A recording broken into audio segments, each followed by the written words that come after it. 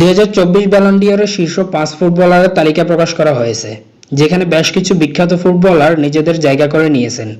Football ভিত্তিক website গোল.com তাদের পারফরম্যান্সের ভিত্তিতে এই তালিকা প্রকাশ করেছেন। Vinicius junior. ব্রাজিলিয়ান তারকা ভিনিসিয়াস জুনিয়র শীর্ষ স্থানে রয়েছেন। রিয়ালের হয়ে সব প্রতিযোগিতায় 26টি গোল এবং 12টি অ্যাসিস্ট করেছেন। তিনি চ্যাম্পিয়ন্স লিগ, লা লিগ এবং সুপারকোপা ডি এসপানা জিতেছেন।